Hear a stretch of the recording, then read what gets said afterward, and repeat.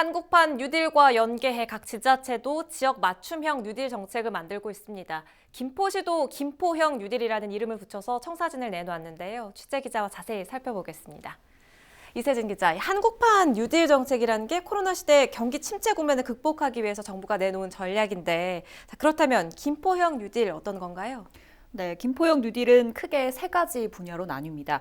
디지털 뉴딜과 그린 뉴딜, 그리고 휴먼 뉴딜인데요. 디지털 뉴딜은 디지털 혁신, 그린 뉴딜은 친환경 저탄소 도시, 휴먼 뉴딜은 상생과 안전을 목표로 내세우고 있습니다. 그 아래 11개 핵심 과제가 있는데요. 과제별 세부 사업만 모두 92가지입니다. 투입되는 예산은 1조 1,000억 원 규모입니다. 그렇군요. 김포형이라는 그 이름에서 지역 맞춤형 뉴딜 정책이라는 강조가 느껴집니다. 한국판 뉴딜의 어떤 하위 개념인지 어떻게 가는 건지 좀 구체적으로 알려주시겠어요? 네, 그렇습니다. 물론 큰 방향은 한국형 뉴딜 정책을 따릅니다. 그러나 몇 가지 다른 점은 있습니다. 이 부분은 김포시 설명으로 직접 들어보겠습니다. 기본 방향을 할 수 있는 것이 그 디지털 뉴딜, 그다음에 그린 뉴딜. 여기에 저희는 그 안전과 이제 보육에 대한 부분을 좀 강조할 수 있도록 휴먼 뉴딜을 좀 추가를 했습니다. 어떻게 보면 휴먼 뉴딜이 저희 시에서는 좀 차별화되어 있는 뉴딜 정책이라고 볼 수 있습니다. 특히 이제 저 김포형 이제 뉴딜의 그 2021년 그 4대 시정 그 핵심 과제가 있습니다. 크게는 이제 스마트 에코 경제도시, 그리고 평화 평생 교육도시, 대한민국 대표 평화 관광지, 그리고 경쟁력 있는 한강 신도시 조성. 이런 그 4대 그 핵심 과제를 좀 접목시켜서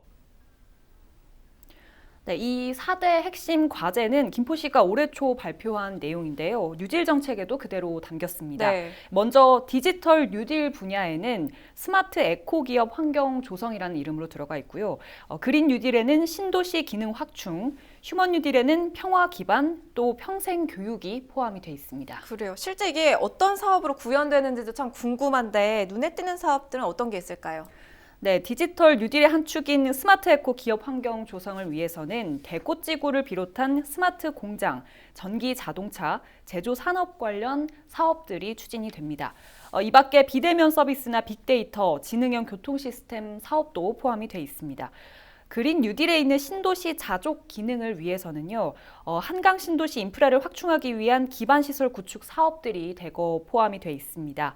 저탄소 친환경을 위한 지원 사업들, 예를 들면 영세 사업장의 오염 시설 방지 시설 지원이나 환경 분야 중소기업 지원, 그리고 전기차 확충 이런 것들도 그린 뉴딜의 한 축이라고 볼 수 있습니다. 마지막으로 휴먼 뉴딜, 김포시가 새로 추가한 이 분야에서는 평화 관광 도시를 만들기 위한 기반 시설 사업들, 예를 들면 애기봉이나 평화로 개발 사업들이 포함이 돼 있고요. 또 김포시가 전국에서 평균 연령이 또 낮은 도시 중 하나이지 않습니까? 네. 육아나 돌봄, 교육 분야의 사업들도 휴먼 뉴딜 사업으로 분류가 돼 있습니다. 시 핵심 과제와 중첩된 사안들도 좀 눈에 띄거든요. 전체 예산 규모도 굉장히 큰데 이번 사업들 통해서 또 어떤 경제적인 효과를 좀 기대해 볼 수가 있을까요? 네, 먼저 가시적인 성과를 보는 게 목표입니다. 김포시는 이 사업들을 통해서 2025년까지 지역 일자리 5만 개를 창출을 하겠다 이런 목표를 내놨는데요.